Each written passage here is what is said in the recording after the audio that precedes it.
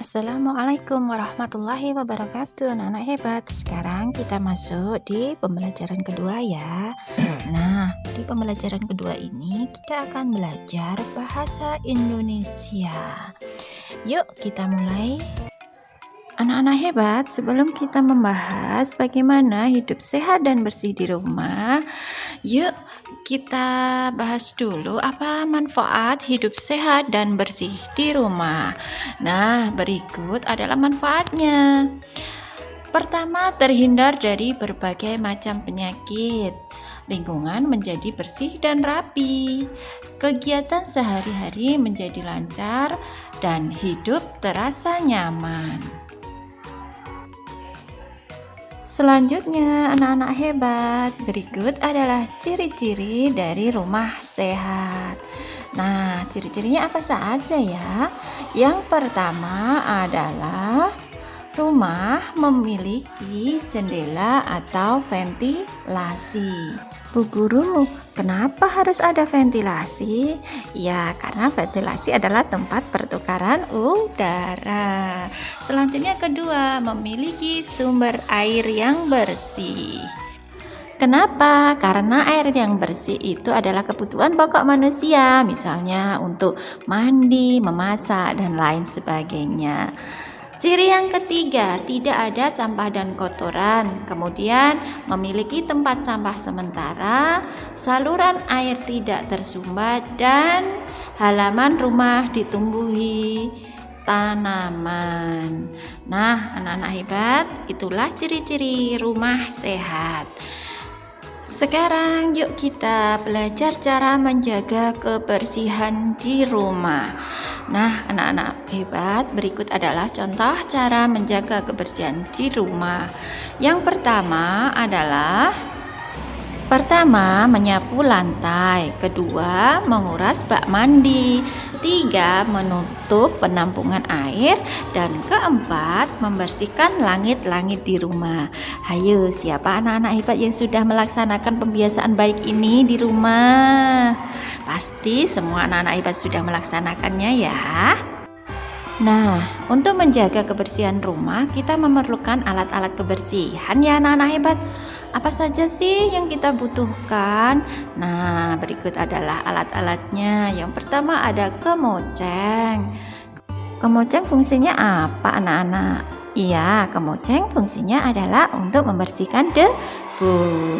Dan yang kedua ada ember. Selanjutnya, ada apa lagi setelah ember? Coba diperhatikan di gambar anak-anak hebat. Iya, ada pengki.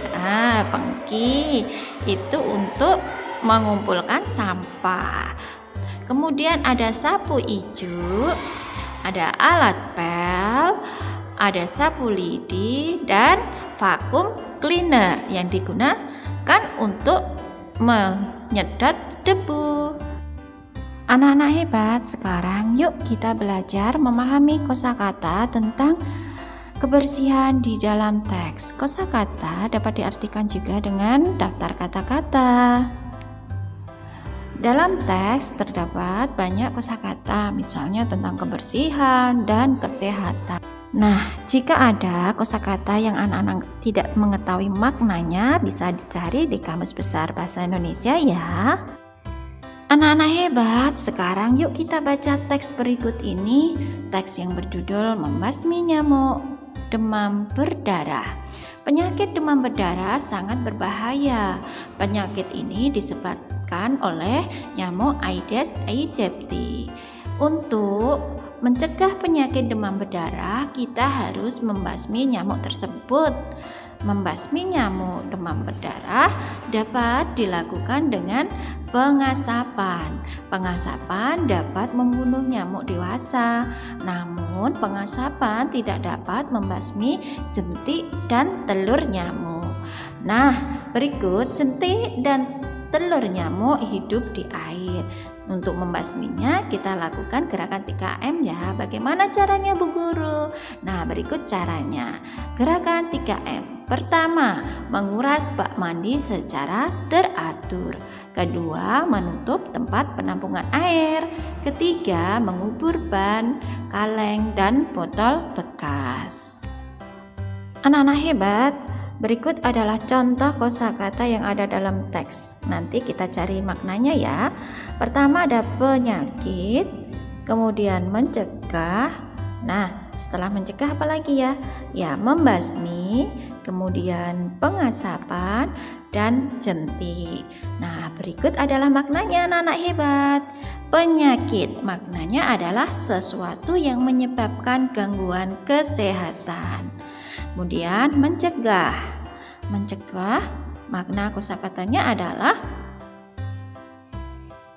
berusaha agar sesuatu tidak terjadi. Selanjutnya membasmi. Makna katanya adalah memberantas atau memusnahkan. Selanjutnya pengasapan. Makna katanya apa ya? Yaitu perbuatan memberi asap. Nah, seperti ini anak-anak gambarnya, melakukan pengasapan.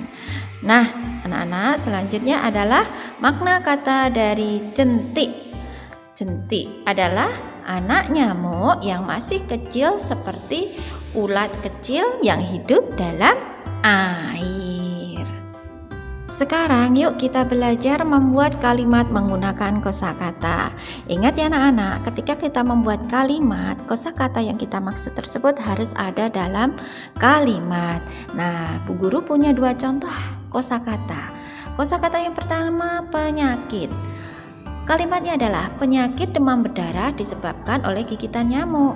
Nah, kosakatanya adalah penyakit. Kemudian anak-anak contoh yang kedua yaitu jentik. Kalimatnya adalah menguras bak mandi dapat membasmi jentik nyamuk. Coba anak-anak perhatikan, adakah kata jentik dalam kalimat tersebut? Ya, ada. Ternyata ada kata jentik dalam kalimat tersebut. Alhamdulillah, pembelajaran muatan bahasa Indonesia telah selesai anak-anak hebat. Semangat berproses. Bismillah, kita bisa. Do your best. Wassalamualaikum warahmatullahi wabarakatuh.